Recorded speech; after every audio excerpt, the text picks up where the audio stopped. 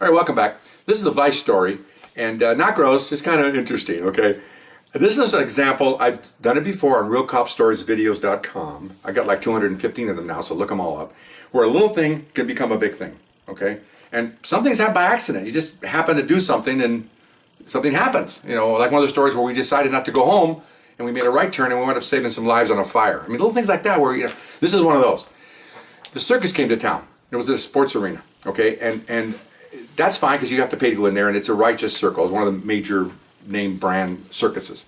However, outside is what they call a subculture or a sideshows, okay, that is not affiliated with the main circus. They just follow the main circus, and they rent some land next to a circus, usually outside the circus, because they don't want to be, the circuses want to be associated with these people, and they give shows. You know, they have like, I'll tell you what they did. So we're just checking this because Vice does this. We're in plain clothes. We walk around and make sure nobody's looking for pickpockets and stuff like that that go around when there's crowds. We're in a poor area of town, so we look for people taking advantage of the poor people because that's not good and stuff like that. So we're just walking around, and I'm Mexican dressed down a little bit. I got a black partner. We're having a good time. We get some cotton candy. We're just kind of kicking back, observing. That's what we do, watching people. And we go to the sideshow. We've already been inside, and it was fine in there. It's just a regular circus. Families are in there. So they have a stage, a big stage, and they got people performing. They have a lady up there with a scantily dress, and and we're in a big tent, and there's probably always got to be a good 100 people in there, and they charge everybody like $1 to come in, okay, to watch this show, which I thought was kind of moderate, not bad. You know, you go in there $1, and they make $100 every show. They do a couple shows a night, not bad. You know, it's a small group of people, 4 or 5 people running this thing. So they're showing a guy that is eating fire, okay? He's got a jar and a flame thing, with the fire, and he goes over the crowd, everybody's ducking, and it's pretty cool. Okay, then they got a guy gets in a box, and they're putting swords to the side of the box, okay? Then they lift the box up, and was putting the swords in, he was maneuvering his body. The box was kind of like the size of a coffin, maybe a little bit, about the same length, but a little fatter than a coffin, and laying down, then you put the swords in, and then he comes up, and everybody's looking, you can see, he's right there on the stage, you look up, he's really close, that he's maneuvered himself all around all the swords. Okay, so we call it, this is the flame eater was okay, this is a rubber man, everybody's like, that's kind of cool, okay, fine. So then another guy comes out, and he comes out, he's a sword swallower. You get all these swords, right? So, 1, 2, 3, 6, all in his mouth, and taking them out, and kind of cool. And everybody's applauding. Okay, so we're watching, nice innocent thing. Then, here's what killed him. Okay, says, okay, now the next time we're going to have somebody in there with no head. Got a man in there with no head. And you come in there, it's going to cost 50 cents to get in. Well, okay, fine. So, and the show ran about an hour, the show for $1. And so they said, everyone wants to come in there? Okay, fine. So we're done here. The girl says, we're done. Now everybody wants to go next door. So about half went next door. So we went in there, to see what's going on here. Just, again, we're there. I don't really care about the circus one way or another. My kids were little. We went to circus. I mean, it's no big deal to me. But I want to see what's going on here. Now I'm official capacity now. We go in there. So everybody's there. They kick the money. Drapes open. There's a guy sitting there waving, and he's got no head. Well, it looks like he has no head. Okay, so we're looking, and he goes, and we got this from so-and-so in Europe that does this. This man's very rare. And I'm thinking, and he's waving it. Okay, well, it's some kind of a thing going here. And then she says, well, of course, you all know that someone said that a sucker is born every minute. I think that was Barnum and Bailey or somebody. And he goes, and that's what we're doing here tonight. You've all been suckered. He takes off this device, and his head he was a little bit flexy. It was the rubber man. And he had his head all the way back as far as he could go. And then he put this device over it that blended in with the curtains so it looked like he didn't have a head. Okay. And so he takes it off. He goes, you all got ripped off. They're all laughing, and they leave. And of course, now I'm like, I've always done this. I go, and there's a bunch of kids standing, little kids, I mean like 9 or 10. Now, these are poor people, man. I mean, you're spending some money here, And I go, hey, well, look at what's that? And they go, I don't know. And the dads go, and the dad, well, what's that all about, man? I don't know, man. I got ripped off. I said, yeah, I did too. And then, see, I'm fishing. I need witnesses. I go to this lady, look at this. What do you think about it? Oh, man, that's terrible. Yeah, I took my money. Yeah, you got parents that paid not a lot of money, but I grew up poor, man. And now, in those days, $20 was like $100 is nowadays, or more. Okay, my mom worked hard for her money. We go out there and we couldn't even afford it. We get one little, ice cream cone from a Thrifty. That was our throw for the week.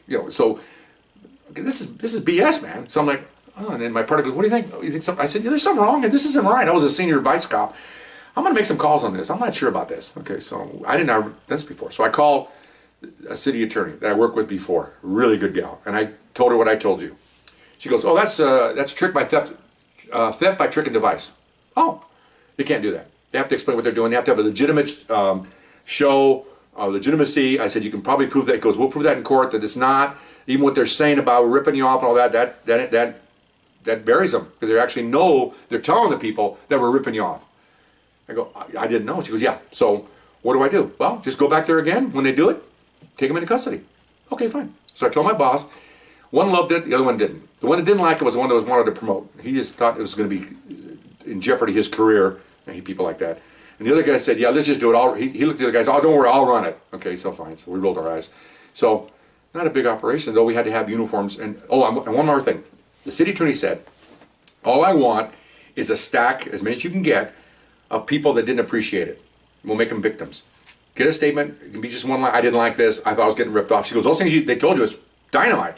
So take a stack of reports with you, and ask if you can talk to them. You can't detain the public. I mean, come on. But they will, okay? And ask them and say, can I use your name? We're going to have a lot of witnesses here, and we're going to take them to court. Oh yeah. It's justice in their eyes. Okay. So we came. Same thing happened. I'm not going to try to get too long here. As soon as they get done, because they're all up there now. You know, the Flame Eater, the Sword Swallower, Riverman. And the Riverman was the one that did the thing, and then the girl that was doing we call her the barker, the gal that was yelling at everybody. As soon as they were done, I gave the signal, in come a bunch of uniforms, and everybody's looking around, and I said, get those up there. And they run up to the stage and grab all those people. I said, just hang on to them a second. And then I gave a general announcement, what I told you. If you think you've been ripped off, just give me your name and your address, and a quick statement, and you can go, but if not, you can leave. But I said, but I can't tell you, but I think you're getting ripped off. I didn't tell the city attorney that, but that was my opinion, because I thought they were. Oh man, I'll write my name down there. Oh, they're all pissed off, okay? The kids are tugging on their mom's arm, and I'll sign this. I said, good for you, man. Thank you. Oh yeah, you guys doing a good job. Okay, fine. So we got about 20 victims. Didn't like this. And that's not even counting their kids. They had 7-year-olds, 6-year-olds, 10-year-olds. They're not happy, you know. Okay, so now I got the stack. So we'll hook them all up. We didn't arrest the Barker girl. She really didn't do anything. She would just stand up there. The other 3 we did, because they were helping them with the thing. A couple of them were yelling, we ripped you off, and they were really involved in this. So we took them to jail. Okay, here's the rest of the story. We go to the jail, and they had an old jailer there. Really nice guy. He's not a police officer, he's a jailer. He types in all the arrestees, puts them in the cells, you know. Okay, so you're about the first guy in. And he goes, hey, how you doing? Hey, how's it going? You know, really nice guy. Oh my God, really nice guy. He's been there forever. He's been at this one jail for like 30 years, okay? He's probably about a 50-year-old man. Good guy, okay? So he goes, okay. He's typing up. I got a little card that I filled out on the guy's name and everything. He goes, okay. What's your occupation? He goes, fire eater. He goes, say what? He goes, and these guys are Caucasian guys, and the jail happens to be black. I'm in a black area. It doesn't really matter, but you see the jailer goes, what? Fire eater. All right, so then gets him done. I take him into the cell. The other jailer takes him into the cell, and I go, I got 2 more. Okay, so I go get the other one. Bring him in. Occupation? Sword swallower. What? Sword swallower. He looks at me. You're kidding me. I said, I work vice, man. He goes, oh man, come on. He's typing away. Put him in there. Take him in. He stopped and he goes, and he stops typing and he goes, what's your occupation? Rubber man. He looks at me, he goes, he calls out my name. Come on, man. I go, I'm telling you, it's what they are. It's a circus. He goes, and you can hear him mumbling under his breath, you know, been here 30 years. Never heard this before. Just laughing. This is the craziest thing. I mean, he's just talking to himself as he's typing. Never heard this before. I'll say it loud what he was saying, because he was saying it lower. I could hear him. He was saying like, 30 years here. Never seen something like this. I can't believe these Javas white people. This is really, I mean, it was funny. He was talking, and I'm sitting there cracking up. You know, he goes, I've nothing better to do. I mean, so then put the rubber man in there. Then he goes, we're done, and he's going to take his break now. So he comes out, and he goes, hey, come here. I go, what? He says, what'd they do? And so I told him what they did. He goes, oh my gosh. And they were actually, I told him what they did, and they're righteous. I goes, boy, you never know. I said, yeah. And I go, they're ripping off all these people. I got 20 victims here, plus their kids. Oh, that ain't right, man. That ain't right. They deserve to be here. I said, okay, fine. That was pretty cool. And then we filed the charges. City attorney called me like a week later and said, congratulations. Said what? They all pled guilty. They all paid their fine. It was a $100 fine or something. They pled guilty. That hurts them more than anything because they're not making much money, obviously, on the sideshow. And they left town. They want to be. They thought we were harassing them. Said, well, don't be ripping off these. This is a poor area. This isn't Beverly Hills or Hollywood. This is people are poor. Come on, you know. But I felt good about that. I said, okay, fine. At least I stopped these guys from making money off these kids and this family. It's not very nice. Not very nice. But again, just accidentally walked into it. We're just watching the show, and all of a sudden, well, that's weird. Anyway, so hope you enjoyed that, and we'll see you next time. Bye bye.